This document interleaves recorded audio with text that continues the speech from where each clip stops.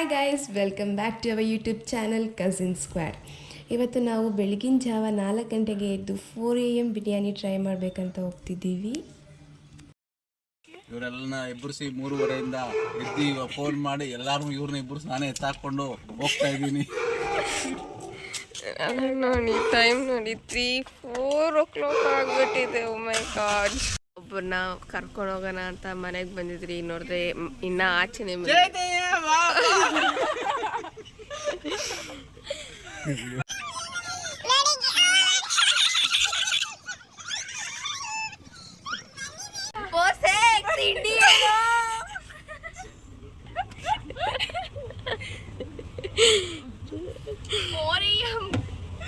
ಇವ್ರನ್ನ ನೋಡಿ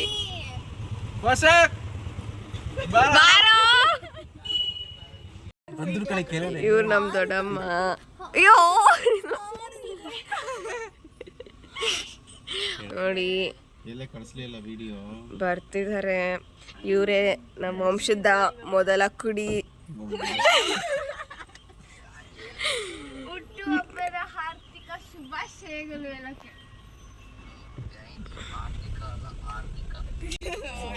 ಅವ್ರ ಅಪ್ಪಗೆ ವಿಶಿಂಗ್ ನಡೀತಿದೆ. ನನ್ಗೇನಾಗ್ಬೇಕು? ಹ್ಯಾಪಿ ಬರ್ಡೇ ಬಾವ. Happy birthday uncle. ಹಾಯ್ ಹೇಳಿ. ಹಾಯ್. ನೋಡಿ ನೋಡಿ ಬಂದ ಈ ನನ್ನ ಮಗ.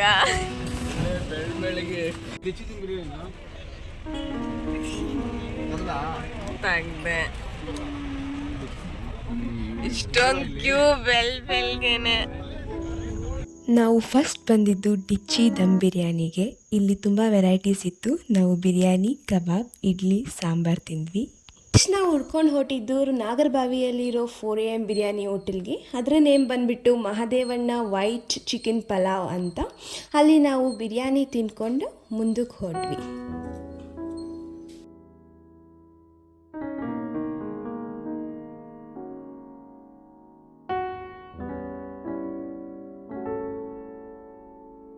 ಹಾಗೆ ದಾರಿಲಿ ಹೋಗ್ತಾ ನಮಗೆ ಇಸ್ಕಾನ್ ಟೆಂಪಲ್ ಸಿಕ್ತು. ನಾವು ಒಳಗಡೆ ಹೋಗೋಕ್ಕಾಗಿಲ್ಲ, ಹೊರಗಡೆಯಿಂದನೇ ಕೈ ಮುಗ್ಕೊಂಡು ನೆಕ್ಸ್ಟ್ ನಾವು ಹೋಗಿದ್ದು ನಮ್ಮ ಮಾಮ ಯಾವಾಗಲೂ ವಾಕಿಂಗ್ ಹೋಗೋ ಜಾಗ.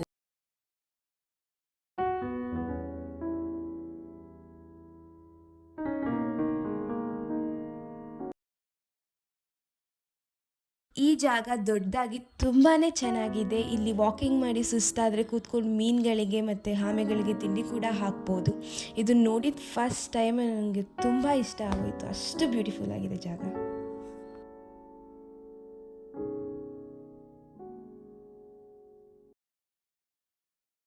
ಇಲ್ಲಿ ನಮಗೆ ಆರ್ಟಿಸ್ಟ್ ಕೂಡ ಸಿಕ್ಕಿದ್ರು.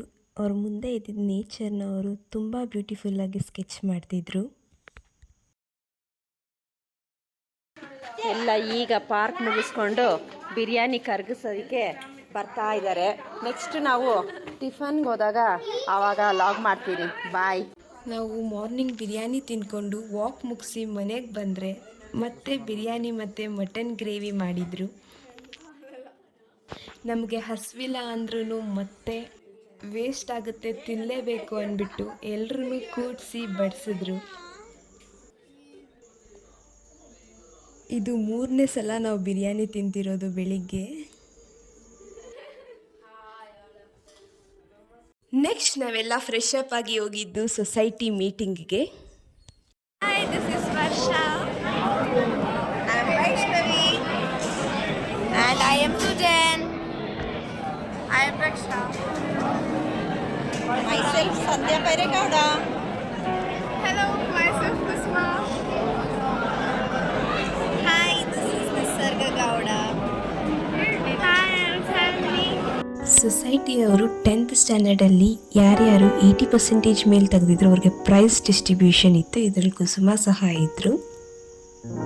ನೆಕ್ಸ್ಟ್ 12th ಸ್ಟ್ಯಾಂಡರ್ಡಲ್ಲಿ 80% ಮೇಲೆ ತೆಗೆದಿರೋರ್ಗೂ ಪ್ರೈಸ್ ಡಿಸ್ಟ್ರಿಬ್ಯೂಷನ್ ಇತ್ತು. ಇದರಲ್ಲಿ ವೈಷ್ಣವಿ ಅವರಿದ್ದರು.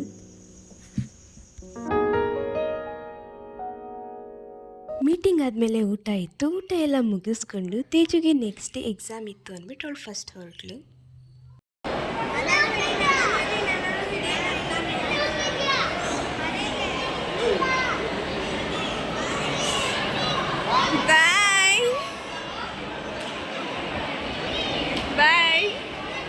ನಾವು ಕೂಡ ನಮ್ಮ ಮಾಮ ಮನೆಗೆ ಹೋಗಿ ನಾವು ಮಾಡಿದ್ದಿದ್ದು ವೀಡಿಯೋಸ್ ಎಲ್ಲ ನೋಡ್ತಿದ್ವಿ.